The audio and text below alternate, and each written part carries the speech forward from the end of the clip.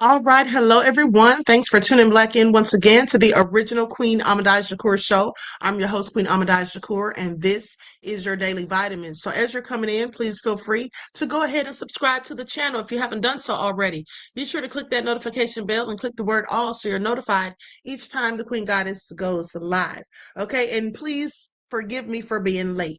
All right, so with that all being said, let's get ready to get into it.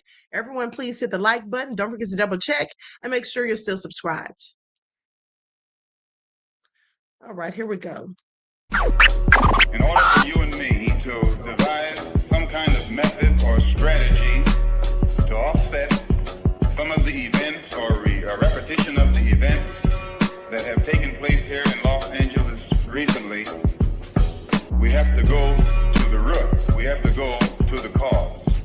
Dealing with the condition itself is not enough. Dear Mr. Massa, I'm just trying to mind my own business. What's the matter? It's just another day, another black king captured. I'm about to lose my brain, stuck inside this ghetto rapture. I got a lot of smoke. If you want it, you can have it. They want a hat trick, but this is black girl magic. Ain't talking about the kind that'll make you disappear, but I'm talking about the power of the melanin within. Ain't looking for trouble, but I'ma say this one time. I put two dukes up if you try to touch mine. We still want justice for Samir and Trayvon. You say you don't see color, but racism ain't blind. They targeting little kids whose skin look just like mine. So I'm paranoid, it's a war zone outside. And I'm a black queen, so if you ask me to step out of my car, you gon' have to snatch me. Cause I ain't going no damn well. Had to spend my whole life living unfair.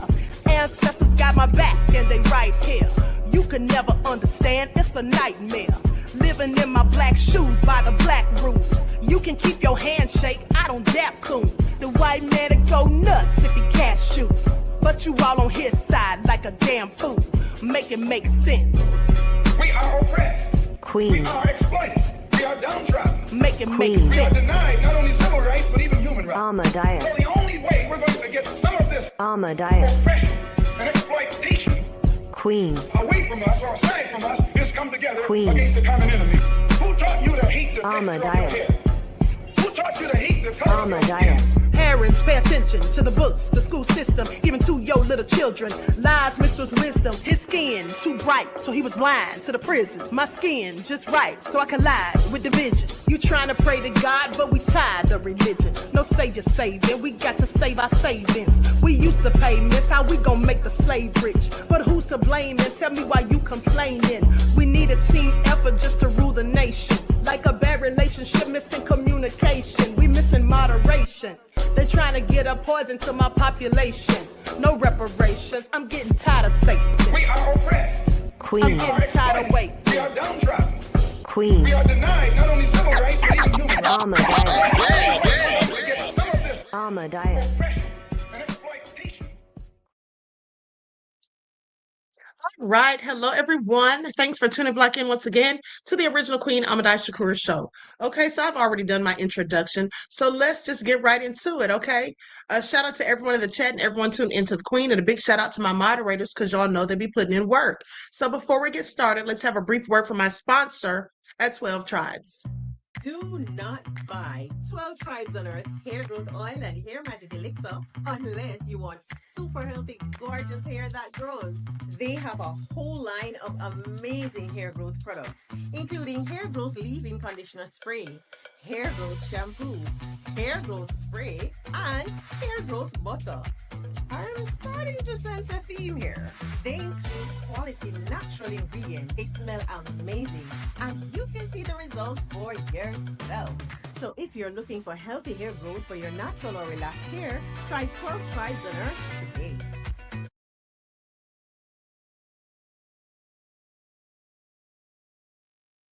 Okay, so don't forget you can purchase 12 Tribes hair oil at Etsy.com. Just look for Lisa Crafts, and you can also find it at Walmart.com. Okay, and don't forget that she sells beard oil. All right, so let's get into it. Let's get into it because it seems like everything that could go wrong with this deal, this peace deal has. Okay, the memorandum didn't hold up. Before we get into that, also, Actually, I want to show you all this video. This is so disgusting. And let this serve as a cautionary tale to those of you who love to eat out, because this is so disgusting, you guys. Okay, this worker spat in someone's food, but that's just not the worst of it. So let's get into it. Let's get into it because this is so disgusting.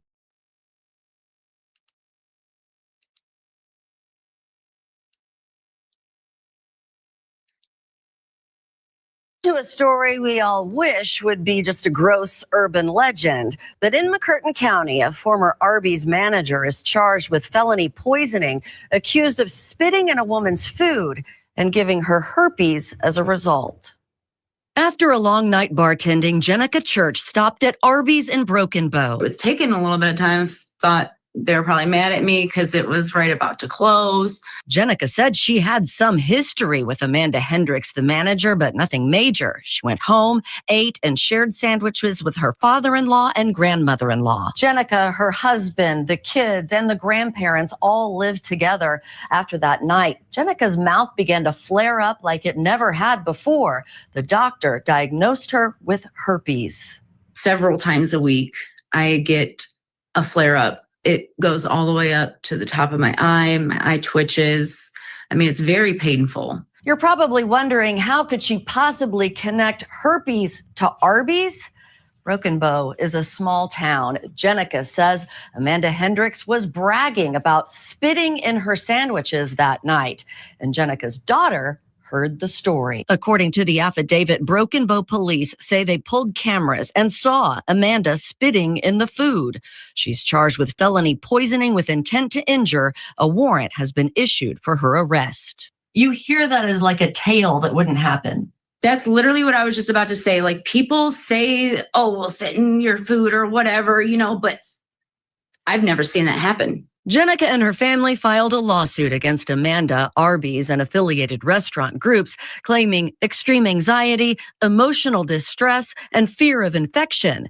Jenica fears it'll impact her service industry work. Personally, if I go out to eat and I see somebody with that big old thing on their face, I don't want them serving my food. I can't kiss my daughter's face off anymore. That was like my thing. Just kiss your face off. You know what I mean? I don't know. It's sad. The fallout is tough for Jenica's mother-in-law, Patricia Dollarhite, to even talk about. I'm sorry. When we were leaving today, my son was sitting at my table eating breakfast, and he wanted a kiss. Bye. But he could not have one. So you bet I'm angry. I see what it's doing to my grandchildren, to my son, to my husband. I don't want to kiss my husband. He ate the food. Because he hasn't had an outbreak doesn't mean he don't have it. The family attorney, Will Blocker, says he's floored that it appeared to be accepted behavior, as no other witness employees did anything. And they let it go all the way out the door to the point my client now has a communicable disease. That has to be culture deeper than just Arby's, Broken Bow, Oklahoma. Maybe it's Flynn Restaurant Group and all 300 different kinds of stores they own. I don't know, but we're going to find out. So we reached out to Broken Bow Police about the footage, but it is a holiday, so we'll reach back out on Monday. We've also asked Arby's for comment and have not heard back yet. I need women to know that you're not.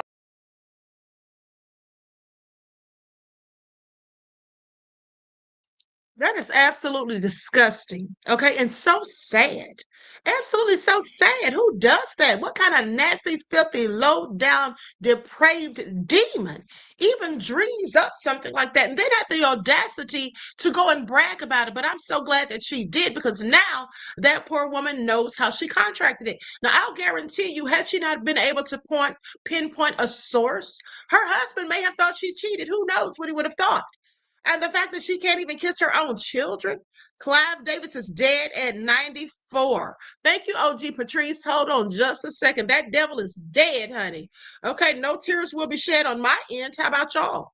I absolutely think that he had something to do with Whitney Houston, Michael Jackson, and Prince's deaths. That's just my opinion. Okay, I'm not saying that he did. I'm just telling you what my thoughts are. Please pay attention. Please pay attention, beloveds. Okay? Let the joyous news be spread, is all I'm saying. Now, y'all might think that's cruel, but guess what? I think he is. Okay, so with that being said, Clive Davis, the legendary music mogul who helped launch the careers of icons like Whitney Houston, Aretha Franklin, Kelly Clarkson, and more, is dead. This has been confirmed by TMZ. They say Clive died Monday at his home in New York City, as the New York Times reported first. So the cause of death is unclear. But as we reported, there were concerns about his health just weeks ago when he was hospitalized in New York with an upper respiratory infection. Now, he was later discharged on June the 4th and returned home, with a rep telling TMZ that he was in good spirits and recovering. Over a career spanning more than 6 decades, Clive shaped the sound of popular music from the executive suite, earning a reputation as a kingmaker whose ear for talent changed the industry forever. For the young kids out there, Clive Davis was a huge deal in the biz. On top of discovering Whitney, he founded Bad Boy Records with Sean Combs. He signed, developed, or championed many of the biggest names in music like Alicia Keys, Janis Joplin, Barry Manilow, Bruce Springsteen, and countless others. I also think he had something to do with Janis Joplin and Jimi Hendrix's deaths as well. Now, this is all my opinion, mind you. This is clearly speculation. Okay, he was inducted into the Rock and Roll Hall of Fame in 2000 and became almost as famous for his star-studded annual pre-Grammy gala or gala as he was for discovering talent. And the 200-seat theater at the Grammy Museum is named after him. Davis also battled Bell's palsy in 2021, but remained active in the music world well into his 90s. His impact on the business is difficult to overstate. Generations of artists owe part of their success to his guidance and ability to spot a star before the rest of the world caught on. Clive Davis was 94, R.I.P., they say. Okay, well, I just think he was the devil. So like I said, I won't shed any tears. That's what I want to do. All right. But let's get back to that nasty art story that we just spoke about. And thank you, OG Patrice, for that information, beloved. I appreciate you. I love when you all give me breaking news while I'm actually on live as opposed to when I'm done with the live.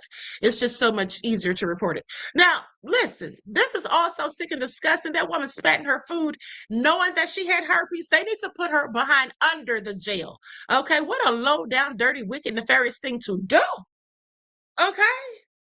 How sick is that? Absolutely disgusting as far as I'm concerned. But let's talk about the war, because it's all gone wrong. Okay, so there is a persistent and elevated danger of serious escalation across several ongoing conflicts. Security experts and global risk analysts emphasize that the combination of rigid military posturing, weakened diplomatic communication, and deep structural fragmentation means that the risk of inadvertent or deliberate widening of these conflicts remains very high. Okay, that means the war could escalate into something even worse than what it already is. Hopefully not World War III. So the key areas and dynamics driving this danger include regional spillover. Protracted interstate rivalries, particularly involving the United States, is not real, and Iran continuously risk igniting broader regional conflagrations that disrupt global resources and draw in allied forces. The great power tensions are a problem. Geoeconomic confrontation and aggressive territorial posturing, such as in the South China Sea or with the long-term conflict in Ukraine, carry significant risk of miscalculation between major nuclear powers. Uncontrolled chain reactions is a thing that we should be concerned about, because escalation rarely happens overnight. Rather, it is often triggered by misjudgments and a shrinking of available off-ramps during acute crises, which leads to uncontrolled escalatory cycles. Now, with that all being said, J.D. Vance, well, the Iranians left Switzerland. Okay, they didn't come to an agreement, and we'll talk about why. So the Iranian negotiating delegation left Switzerland because they completed the first round of peace talks with the United States and are returning to Tehran for consultations. Now, the departure was briefly preceded by chaos and a whole walkout. Okay, that's what happened. They walked out on JD Vance, driven by the following factors: military threats by stupid arse Orange Man, aka Taco, okay, the head fool in charge. Okay, we know who that is. There was confusion and intense strain gripped. This all gripped the summit in Birkenstock, Switzerland, after Donald Trump issued harsh bombing and military strike threats against Iran. Now, and I've told you all this before. I said when they're talking about having peaceful negotiations and coming to a resolve, it is very stupid for Donald Trump to start making all of these threats about blowing them back into the ice age and the stone age, and just saying we're going to keep dropping bombs on them until they exist no more. Saying all of these crazy things. Who wants to sit down and have peace with you when you're talking like that? And so anyway, the Iranian delegation temporarily walked out of the venue in direct protest of these statements. Okay, and then there was the avoidance of a joint photo. They said, reflecting the deep animosity, the Iranian delegation also refused to participate in a shared photo with the U.S. officials at the Lake Lucerne summit. Well, I can't say that I blame them. Completion of the first round. Now, despite the public posturing and intense walkouts, U.S. and Iranian negotiators successfully concluded their scheduled first round of high-level talks. Okay, mediated by Pakistan, the two sides ultimately agreed on a roadmap towards a final deal to keep the Strait of Hormuz open and end the conflict in Lebanon. Technical teams are expected to continue the talks in the coming days. Listen, I don't think any of this is going to happen because Netanyahu will find a way once again to sabotage it, as he always does. Okay, as he always does. Okay, so let's get into it, because the Strait of Hormuz was reclosed. Likes up, everyone. Please like and share. Thank you in advance.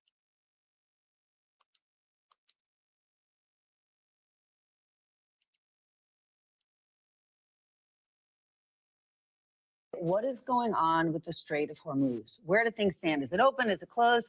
And what does it actually mean for our economy? Joining us now for our keynote conversation, Amos Hochstein, former Assistant Secretary of State for Energy Resources, who has spent years navigating the intersection of global energy markets and Middle East diplomacy. What does that mean? It means, as it relates to the Strait, this is the expert. I'm so glad you're here. What is going on? Is it open? Is it closed? What does it mean to the American people? Well, first, it's great to be with you. Thank you for having me. The Strait is kind of neither here nor there. It is officially now open. The Iranians have opened it, even though during the negotiations they insisted that they closed it a couple of times. Iranian ships are actually transiting at really high levels. So a lot of Iranian oil, so Iran that was crippled economically by the war, is now the first to gain from this ceasefire, or this MOU, this so-called agreement.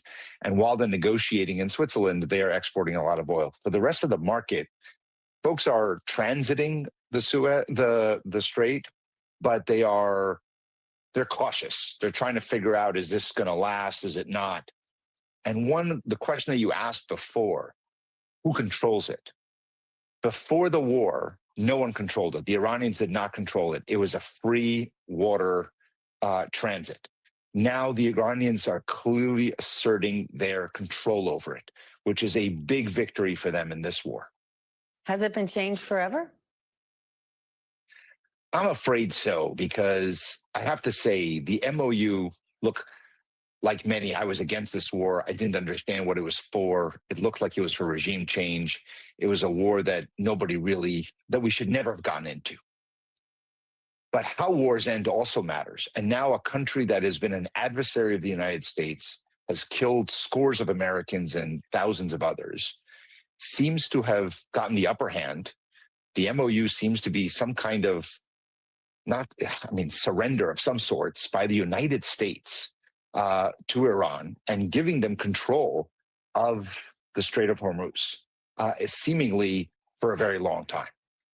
And control doesn't only mean charging a tariff on it. It can mean all kinds of things, and it could be used in different ways.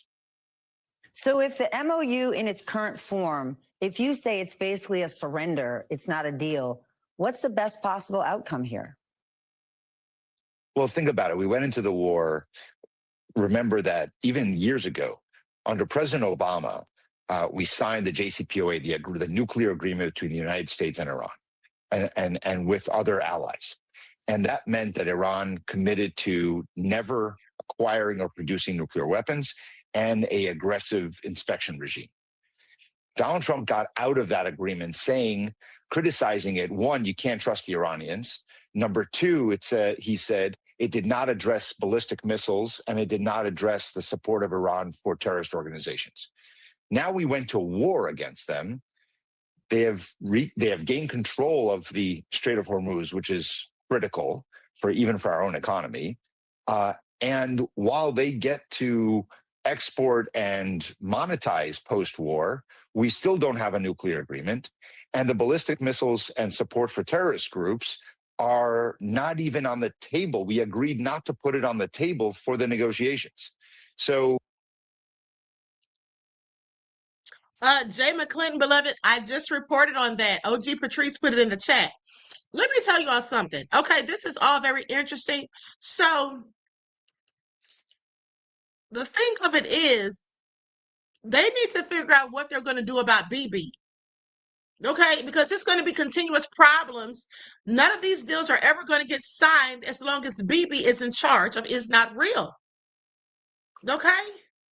Now, I heard, and I can't remember who was talking about this, but I heard a day or two ago that Trump had actually been speaking to someone who's supposedly waiting in line to have BiBi's spot.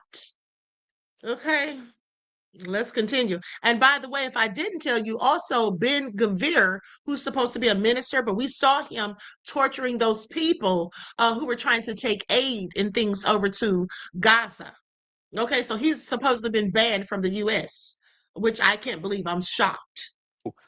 It's completely unclear why we got out of the JCPOA, why we went to war. So now the hope is that we can negotiate in Switzerland with the Iranians some kind of return to what it was in 2015 when we signed the JCPOA. That's sort of our best case scenario here, except that Iran now believes that it was able to survive a war with Israel and the United States, and not only survive it, but win it. And that's a big problem for our future. Okay, square this for us. All that you've just laid out, and the market is up 290 points this morning. Explain this disconnect. So the disconnect in the market is that the market right now has a lot of strong economic news coming from AI investments and capital expenditures that are being announced by AI companies. Remember, this will not necessarily affect American people or jobs, but it is good for the stock market. And so they're basically wanting to believe any good news. And right now there is good news to celebrate, which is oil will not continue to rise. Remember, Donald Trump did this MOU deal for one reason only. After all, it goes against everything that he and Republican senators have said for months. He did it for one reason. The stocks, right? Mm-hmm. The inventories of oil and gasoline and diesel and jet fuel were running low. And when we got to July, when we were going to get to July, they were going to reach what's called tank bottoms. They were going to run out. And prices were going to go from stable but high to very high. And so he was afraid of that, especially in a midterm election year. And so he signed this MOU, or he would have signed any document put in front of him. So the market now is saying, look, we're not going to have that $150 oil. We're not going to have $5 a gallon of gasoline. That's good news. Let's celebrate it. Let's celebrate. Meanwhile, the status of the United States, our position as a world leader may be changing forever. Amos, thank you so much for joining us. We are so grateful to have your expertise. Okay, you all heard that. So everything's going to hell in a handbasket. Now, here's the thing. I previously reported to you all a few weeks ago that we were about to run out of gas in the United States if the war continued to rage on. And so now ChatGPT tells me that the rumor that the U.S. will run out of fuel in 3 to 4 weeks is a misunderstanding of recent geopolitical headlines. And they say that the United States is not completely running out of gas and gas stations are not about to go dry. Oh, okay, ChatGPT. Because funny thing is, it goes on to say the 4 weeks figure comes directly from comments made by President Donald Trump at the G7 summit. He was referring specifically to the emergency timeline of the world's or nation's backup oil buffers, the Strategic Petroleum Reserve or SPR. The geopolitical crisis in the Middle East and the closure of the Strait of Hormuz had continued without a diplomatic resolution. So basically saying that if the war continues, we're going to run out of gas. And guess what? The war is continuing. So it's safe to assume that we're going to run out of gas in about 3 weeks, 3 to 4. Okay, please pay attention. This is all very serious.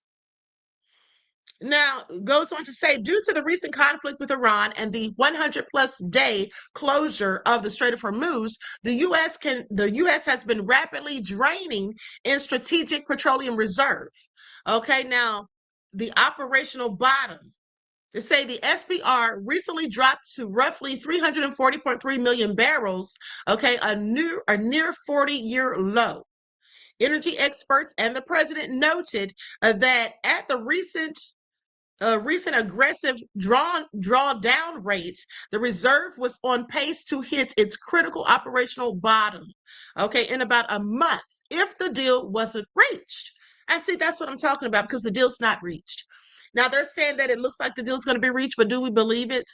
Like I said, as long as Netanyahu's in charge, there's no telling what can happen. And I don't think it's going to be reached. Hopefully it will, because I know that we all could use our gas. So anyway, President Trump noted that a new memorandum of understanding and framework deal with Iran to reopening shipping lanes effectively averted this 4-week countdown by allowing global oil supplies to flow normally again. Now, I won't really believe that until I hear Iran say that themselves. Okay, I won't believe that until I hear Iran say that. Because I just can't believe anything that is reported by the mainstream media or anything that comes out of Trump's mouth or Pete Kegg's breath. Okay, so let's go to this next report where they, and by they, I mean Iran, they call BiBi, okay, and them a rabid dog. Your rabid dog. This is what they say to Trump, basically saying that, nothing's going down until you get your rabid dog under control. Okay, so that's why I'm talking about we're likely going to run out of gas. Okay, because how's Trump going to rein in BiBi, who actually runs Trump, and not in the reverse, not the other way around?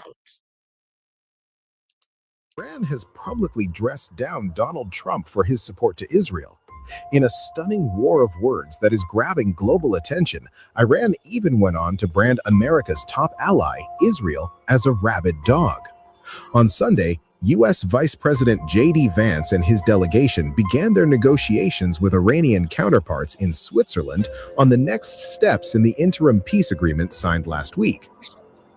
Amid the high-stakes delegation, Trump, on his Truth Social account, had asked Iran to rein in on Hezbollah in Lebanon. Trump said, and I quote, "Iran must immediately stop their highly paid proxies in Lebanon from causing trouble. If they don't, we'll hit Iran very hard again, just like we did last week, only harder." President Donald J. Trump. The Iranian embassy in Turkey hit back at Trump with a scathing post, saying, and I quote, "First, learn never to use the word must when addressing Iran. Second, the United States must immediately restrain its rabid dog in the region, the terrorist Israeli regime. If you don't, you'll add yet another defeat to your growing record of failures against Iran."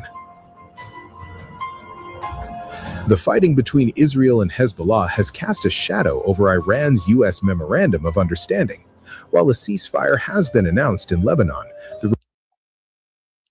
this is also very sad and disheartening. Look at the level of destruction that they have in fact caused. And let's not forget that BiBi and his IDF nefarious soldiers are not just striking the military personnel over there, they're taking out whole families, okay? This is absolutely egregious. And to think that the United States is complicit with this, okay, this is absolutely shameful, in my opinion. David Boyd, thank you, beloved, for becoming a YouTube member to this channel. I appreciate you. Peace, love, and blessings. Repeated violations have angered Iran and led to fresh curbs on Hormuz traffic. Over 4,000 people in Lebanon have been killed in Israeli strikes since the latest Israeli-Hezbollah war began in March, 2 days after the Iran war began, when Hezbollah fired at Israel. Iran has linked the success of its ongoing negotiations and interim agreement to the ceasefire in Lebanon.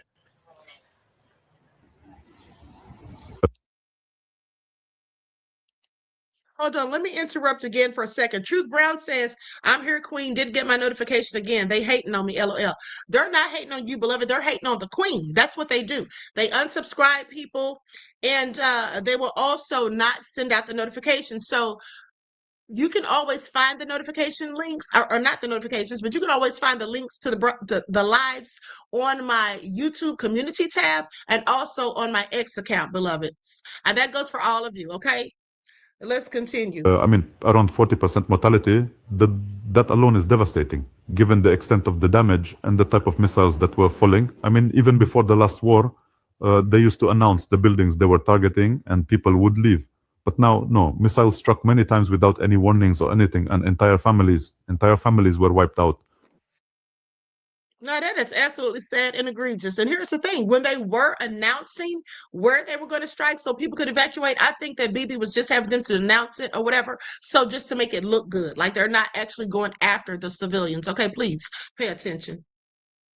I am now 28 years old, Mr. Level. This is the harshest war I have ever experienced. It is a very painful, very intense, and very difficult war for us. No, nothing like this has ever happened. They never used to strike near the hospital like this. This time they struck right next to the hospital. We used to be afraid, yes, but this time it was much worse. Yes, I had a library inside the clinic that had about 713 books I had been collecting for 33 years. In addition to my house, which is also gone, it had a library too. I am not worried about the EKG machine or anything, but the books are dear to me. I have an intimate relationship with them. Amid the You know, this person right here, Satan Yahoo, is literally the epitome of the devil himself, in my opinion. Now, imagine collecting books for 30 years. A whole library of books with all sorts of knowledge and information, I'm so sure, because I collect books myself and have been doing so for years. Okay, now that's a darn shame. All of that is just gone, just now lying beneath rubble. His home is gone, but still he stands there strong and is not crying, not whimpering, not whining or complaining like some of these MAGA mania snowflakes do. Okay, like Trump would be doing. And then I meant to say something about a comment that someone put in the chat right at the beginning of the broadcast. I think I showed it on the screen. This says something about someone did a video basically saying that Iran has no choice but to comply or whatever, or to surrender because Trump has them under control or whatever. Trump doesn't have anything under control. Iran opens and closes the Strait of Hormuz, which is very detrimental to our oil supply and others when they want to. He's not in control. And if they were so desperate and so, concerned, they would have already surrendered long ago, but they're not going to surrender. See, that's the thing. Iran will not be the ones to surrender. Either we're going to come to a peaceful deal to end this whole thing, or it's just going to keep going. This could turn into a whole forever war. It could turn into World War III, because I assure you, the Iranians are the Persian people who once ruled the world. They're not going to give up or give in. And that's just what I know. And you see, this is likely the reason many presidents before this fool that we have now, Taco, aka Trump, that's likely why they never wanted to go to war with them. Even when BiBi Satan Yahoo tried to persuade them to. Okay, please pay attention. Israeli Prime Minister Benjamin Netanyahu declared that Iran would never acquire a nuclear weapon under his watch.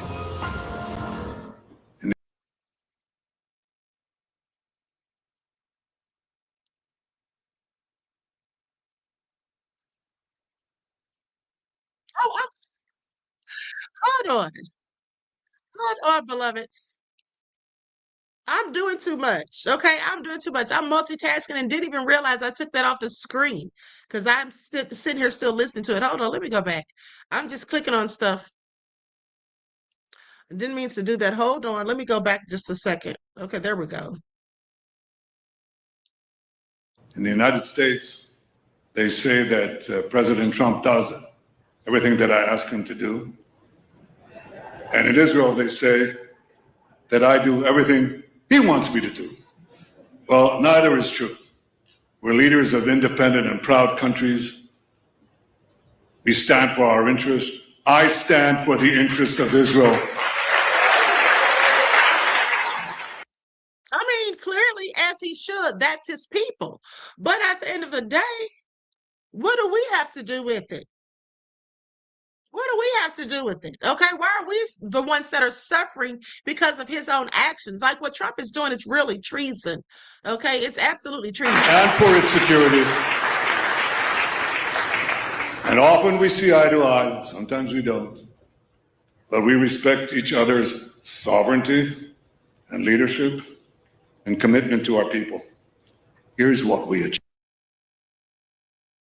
achieved. We prevented Iran from carrying out a plan to annihilate us, and today they would have had a nuclear weapon, an atomic bomb to do so. Just remember that he's been telling the same lie for 40 years, okay? He said he's been waiting for this for 40 years. He said it. He said this is like his life's mission. Now, we know that he's been doing this at least, making these rants and saying that they're going to have this bomb and they're going to take us all out. He's been saying it at least since 1996 when he, in fact, became the prime minister of Is Not Real. But let's let him cook. We prevented that from happening. We removed an existential danger. And had we not acted in Operation Rising Line and then in Operation Roaring Line, Iran would have had atomic bombs, and let me tell you something, they would have used them. That's what we prevented. Right?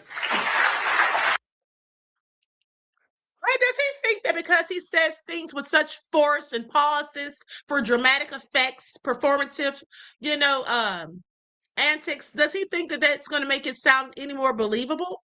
Because anyone with an ounce of sense, and you don't even need critical thinking skills, but if you know the history of BiBi, then you should know that all he does is just tell lies to paint and fit his own narrative.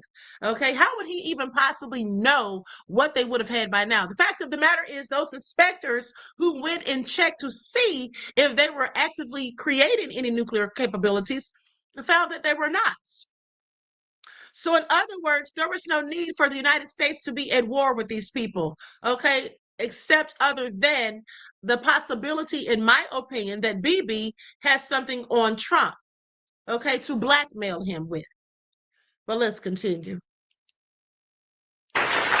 Together with our American friends, the American Air Force, the American military, we carried out the largest airstrike in our history. We destroyed Iran's nuclear infrastructure. We knocked out 20 of their top nuclear scientists, 12 in Rising Line, another 8 in Roaring Line. And when you take out the scientists, it's very hard to make a nuclear weapon. And they may not recover, because once you deal these blows and once the rift between the regime and the people is so deep, you cannot tell when such a regime will fall. And I think we created the conditions for its future fall. That is what will be the real triumph, when the Iranian people take their own destiny in their hands and they knock out this brutal regime that is terrorizing them and terrorizing the rest of the world. Did he say that's terrorizing them and the rest of the world? I'm sorry, I could have sworn that from all accounts and from all of the comments that we see online, I think that the consensus is that most people seem to think that BiBi is the one that's terrorizing and ruining the world.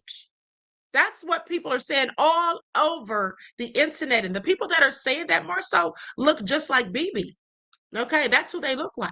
But let's continue. No matter what happens in the talks, with an agreement, without an agreement, I pledge to you that Iran, as long as I'm prime minister, will never have a nuclear weapon. Never. As long as I am the Prime Minister of Israel, I will not let that happen.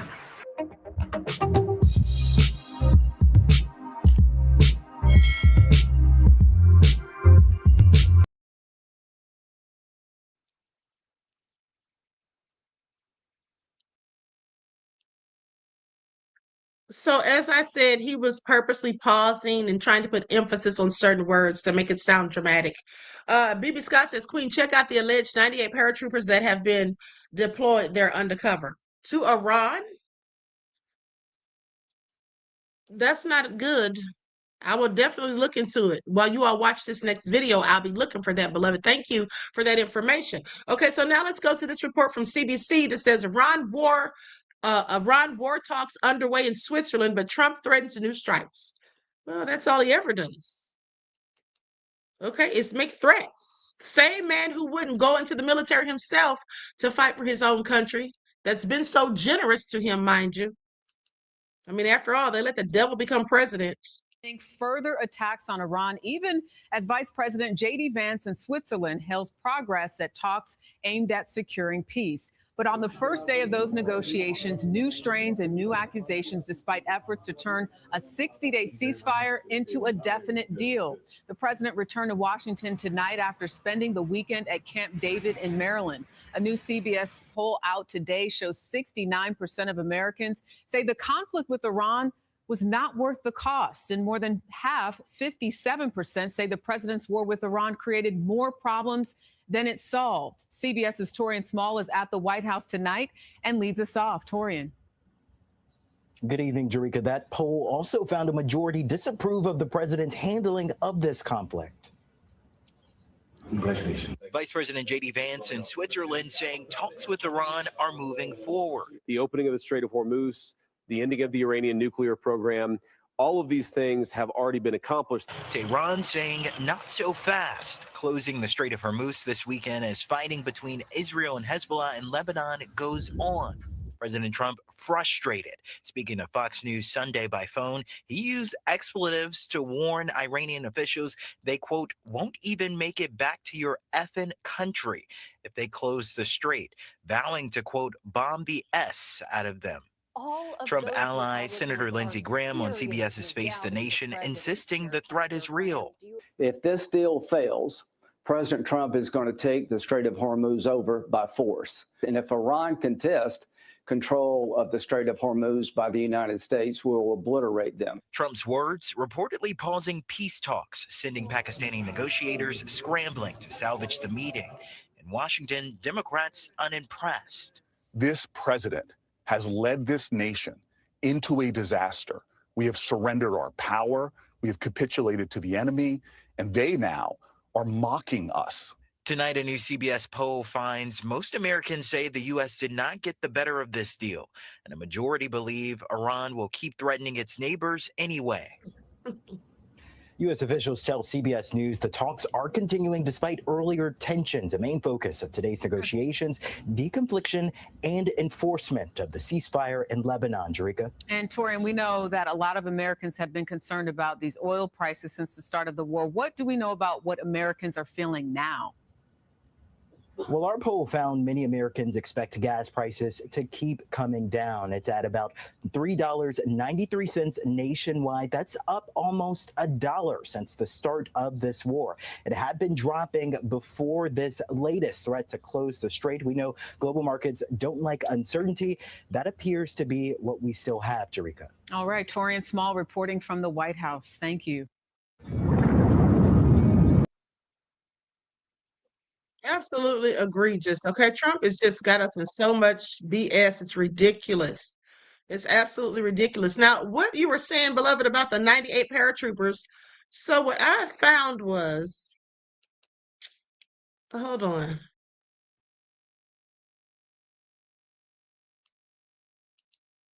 Okay, so it says, this is Chat GPT, mind you. You know, it's not always accurate, but it says the Is Not Real 98th Paratroopers Division, an elite division of the Is Not Real Defense Forces, the IDF. This unit is based in Is Not Real and has been involved in Is Not Real operations. Okay, why is it telling me this? That's not what I'm looking for. Hold on. It says some reports, hold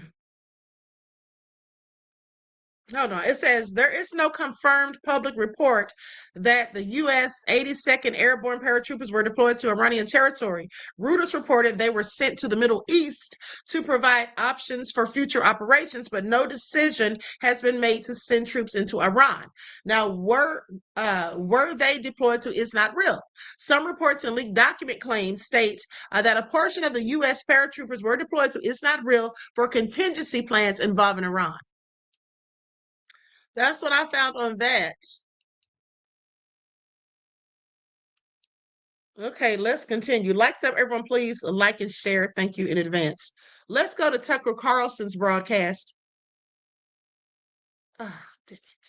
Can't go to that right now because they want me to sign in. I'll pull it up, but let's go to something else, another clip, while I pull that up. Like, sub, everyone, please don't forget to like and share. Thank you in advance. Can directly blame Donald Trump and Israel for when the cost of living doesn't change and for when things get even more expensive. Because Iran has just said that after 60 days, they will start to charge fees in the Strait of Hormuz, which means that gas is going to stay expensive or get even more expensive. It also means that, going to the grocery store, for example, could get even more expensive because, again, you need fuel to transport everything. The price of oil pretty much affects everything in the cost of living, and none of these fees even existed in the first place before Donald Trump and Israel started their war on Iran. All of this could have been completely avoided, but no, that's what they decided to do. So when things get more expensive, that is who to blame. The economy was already bad enough before this war on Iran even started, but it looks like it could get even worse thanks to Donald Trump and him starting this war on Iran, which again, it was completely avoidable. None of this even had to happen. This is what he caused. You can directly blame Donald Trump and Israel.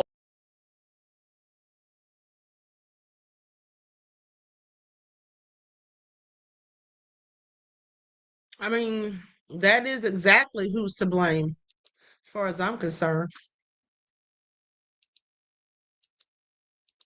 Has officially launched a direct strike against Iran's capital, and the world is holding its breath.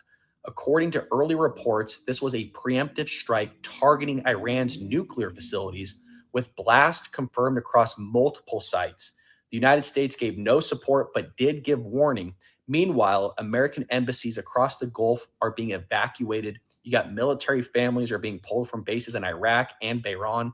Iran is already threatening massive retaliation, warning it could respond proportionately, which could mean strikes on Israel cities or United States allies. At the same time, Israel has gone on high alert with air defense systems activated and emergency security protocols nationwide.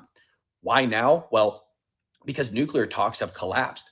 Iran has been burying and reinforcing its enrichment facilities, spreading them out and refusing to cooperate with Western inspectors. This isn't just another skirmish, folks. This is the most dangerous escalation we've seen in years. If Iran fires back, we could be looking at a regional war, a spike in oil prices, cyber attacks, or even worse, something else. Hell, I don't know. And where's the media at on this? Too busy pretending that this isn't happening. Stay informed because this story is moving fast and it's not over yet. I'll keep you updated with everything. Hit that follow button. And the media, what he said about the media is absolutely correct in my opinion. This is why much of the information I bring you in your war updates comes from, world news sources, okay? Like Times of India, okay? Hindustan Times and things like that, and Sky News Australia. Because legacy media is just not going to be talking about some of these things. Okay, so with that being said, let's continue. Likes up, everyone, please like and share. Thank you in advance.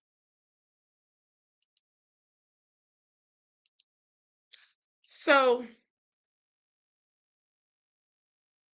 let me see something real quick, beloveds. Hold on.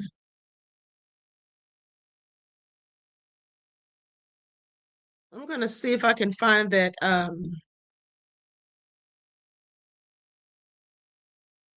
Hold on, give me just a second. I'm going to see if I can find that Tucker broadcast that I was going to play. But while I'm doing that, let's go to this. Hold on, did I already show y'all that? Hold on, beloveds. Let me just pull this up real quick.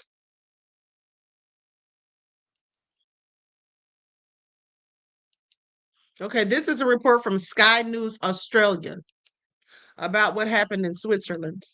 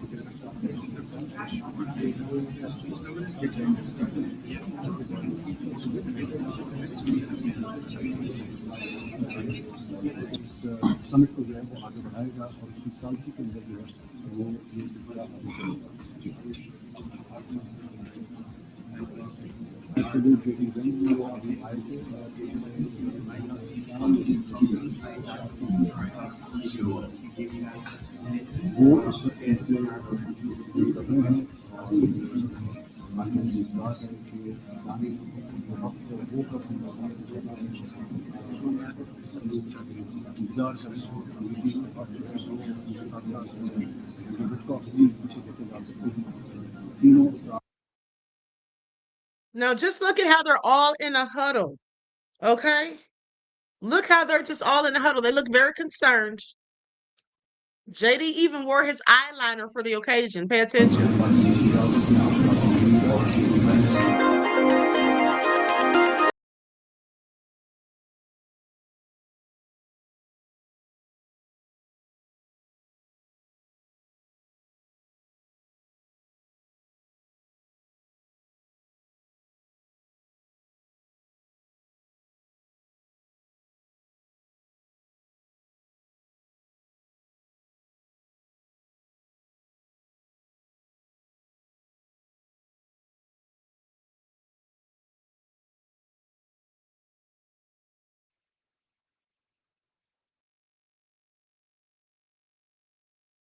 Now, with that all being said, let's continue. I don't think there's going to be any peace anytime soon. This is just also really so crazy. Now, listen to what this woman says about Netanyahu's wife.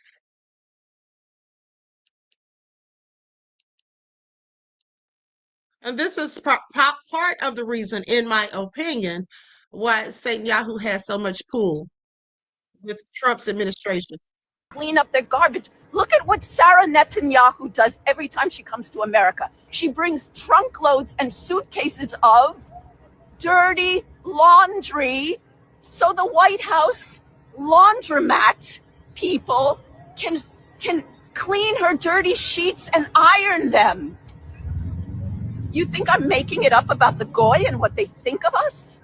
That's what they think of all of us, 99%. And maybe if you're a millionaire and a billionaire and you're still a Goy, like Epstein did business with the Goys, it's all there. It's in the Epstein files. About getting rid of all the poor people. Yeah, in the file. Yeah, I mean, we're nothing. We are there's a YouTube channel, I think his name is Ahmadiyyah or Ahmadiyyah, who literally said yesterday, you know what? Killing everyone has always been a good choice. I think it makes sense. I think we should kill everyone. You don't think that? They said. He said that. This guy, Ahmadiyyah, said he was really mentioning, he's pro-Israel.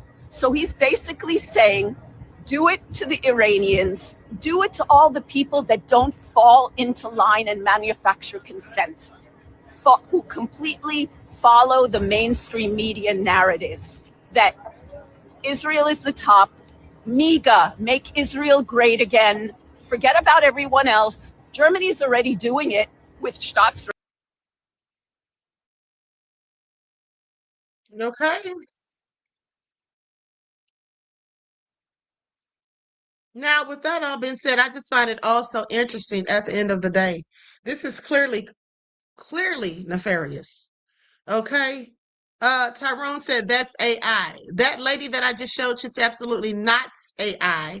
Okay. I don't know where you get that from. Okay. She's not AI, beloved. All right. I follow that lady on Instagram. She may be a lot of things, but AI is not one. Okay, please pay attention. Now, with that all being said, let's continue. Give me just a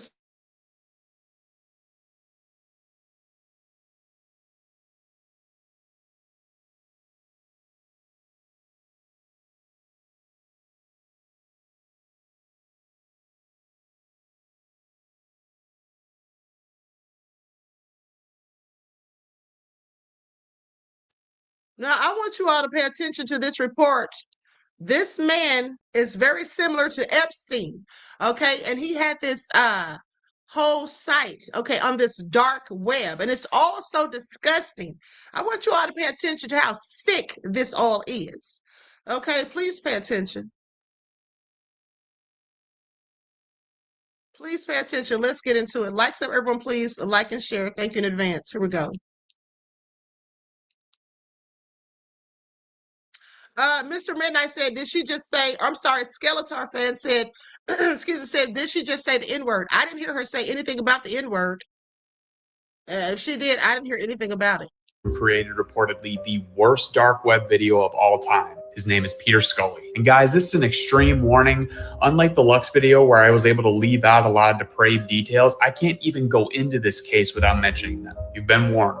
As usual, this is a condensed version for TikTok. If you guys want the more in-depth version, let me know. Peter Scully was an Australian man who fled to the Philippines in order to avoid fraud charges in Australia. Once there, he would identify himself as a successful foreign businessman to poverty-stricken parents so that they would give him their children in promise of a better life. A lot of parents would do this, unknowingly sending their children to the worst hell imaginable. He would make videos with the children, not only essaying them, but putting them through some of the most extreme pain ever, and then selling the videos on the dark web for up to $10,000. He created the dark web film company, No Limits Fun. Scully would be seen on the video with a pixelated face and 2 female accomplices wearing masks. He would direct them on what to do with the child while sometimes participating himself. The female accomplices were Leslie Margallo and Carmi Ann Alvarez. Both of them were abandoned children living on the streets selling themselves when Scully found them at ages 14. They started out as victims, but over time, Scully had transformed them into accomplices. They both participated in the 4-part video that would come to be known as Daisy's Destruction. Daisy was an 18-month-old infant. The level of violence that child endured was so depraved and sadistic that even the worst type of predators wanted nothing to do with that video. This is the video that Lux was offering on his website. I found out what happened in this video, and I really don't even think there's a word I can use to describe how terrible this is. Sometime after that video, Scully tasked Alvarez with finding 2 young girls ages 9 and 12 and not to come back until she found them. Alvarez came back with 2 young girls who were cousins and those ages. They started off by giving them food, alcohol, and a false sense of security. But as soon as the alcohol kicked in, everything changed. He pulled out the camera and made an extremely depraved and disgusting video with them. After the video, he brought them down to the basement where he forced them to start digging.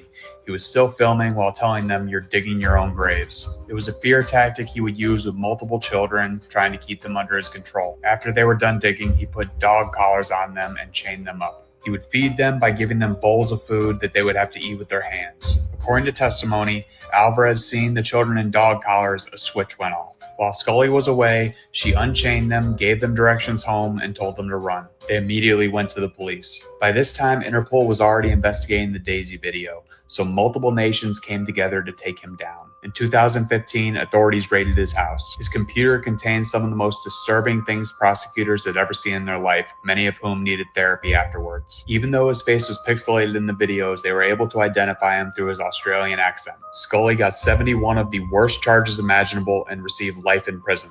Alvarez also got life. This is the monster who created reported.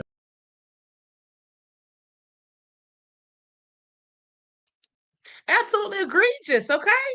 These people are everywhere, and I want you to pay attention because it's the usual suspects, okay? He is likely one of the people who had some dealings with other people who were in the Epstein files, okay? I wonder how well Trump knows him, if at all.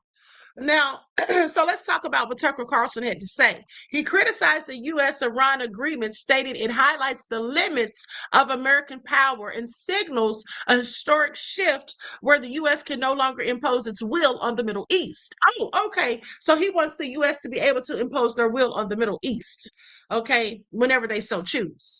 Now, on his podcast, he said that the Iran deal explicitly requires the United States to restrain is not real, pull back from Lebanon, and stop ongoing actions. Okay, Carlson argued that the administration recognized they had to weaken is not real's Prime Minister Benjamin Netanyahu's position to advance the agreement and did not consult It's Not Real.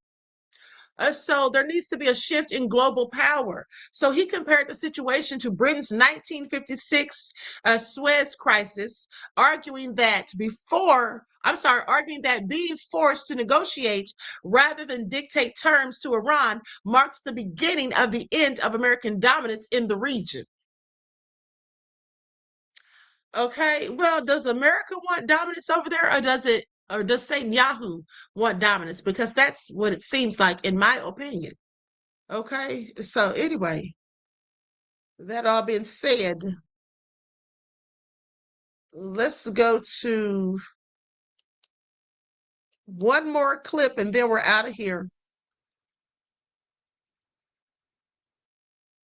Hold on. Now, this is nothing to do with the war, but this is where the police raid Black Panther housing project.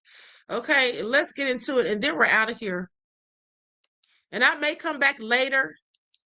Because I had something that I wanted to discuss with you all. And if I do come back later, it'll likely be around 6:30. Okay? Please pay attention. We can't open the door. A show of force by San Francisco police, converging on an affordable housing complex in West Oakland with ties to former Black Panther leader Elaine Brown. The officers trying to serve a warrant, and building officials aren't opening the door for them. They about to bust the door, Delana. And then this happens. No. We got it. An officer uses a battering ram to shatter the glass front door with the help of another with a pry tool. The raid happened Thursday afternoon at the Black Panther complex for low-income and formerly incarcerated residents. On Monday, the door was still boarded up at the complex near 7th and Campbell Streets. First time we've ever had a broken window, the police broke through it. The complex gets its name from Brown, the former chair of the Black Panther Party in Oakland, who helped raise $80 million to fund the 5-story development and is part owner. These are truly fascist tactics. These are not the tactics of a police force that is trying to work out a relationship with the community. You had no reason to bust through our door. KTVU obtained a copy of the SFPD warrant signed by a judge that allowed officers to search 18-year-old Jamil Butler, a suspect in 2 robberies, and 2 locations linked to him, including the complex. Officers say they found Butler near the building and arrested him after they say he tried to run from them. Officers also say they found a gun on him. You appeared in plain clothing, running down this street, multiple cars racing down here at high speeds, not alerted. We don't know who you are. Misty Cross, a former Moms for Housing activist, is resident manager of the complex, who says officers refused to wait for her to come down or show her the warrant. She says some residents believed it could have been a raid by ICE agents. So some of our residents hid because we do have foreign residents that were not born here. They were afraid. We had children coming home from school at this time. Now, Elaine Brown tells me the complex is considering legal action against San Francisco. We can't open the door. A show of force. Okay, that's also problematic, and it was so unnecessary, but this is what devils do, trying to intimidate these people. Why don't they go run down on the Klan? Why don't they go look for the KKK and go burst out their windows and make them open up so they can raid them and see what they in fact have? Oh, that's right. I forgot. Some of them are the Klan. Okay, please pay attention. This is all so wicked and nefarious. With that all being said, I'm going to conclude this broadcast. Okay, I'm going to conclude this broadcast. I want to thank you all for tuning in once again. Please like, share, and subscribe. Okay, and like I said, I will be back probably around 6:30, between 6:30 and 7. All right, so I love you all to life. I hope you enjoy the rest of this beautiful day. Each one teach one. That's how we grow and thrive. Do something productive, constructive, but never destructive. And always remember, beloveds, to keep the Most High first in your lives. Peace. Cookie said, Queen, you're very nice, elegant. Thank you, beloved. I appreciate you. All right, so I will see you all on the next broadcast.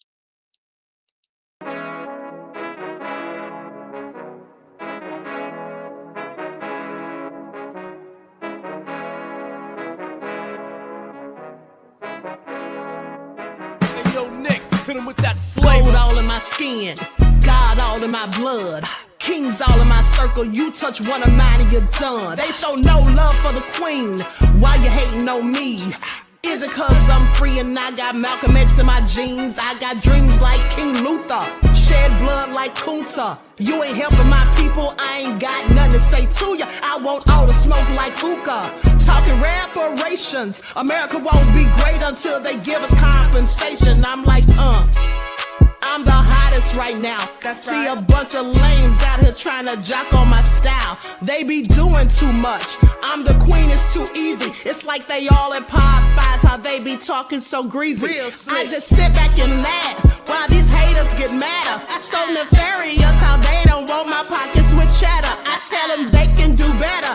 These snakes in the grass can leave a bite on your ass, cause y'all be trusting too fast. I got my foot on the gas, other one on they necks. Dropping receipts on haters, you better show some respect. I'm never facing regrets, we only facing the threats. Running through every challenge like a relay, break no sweat.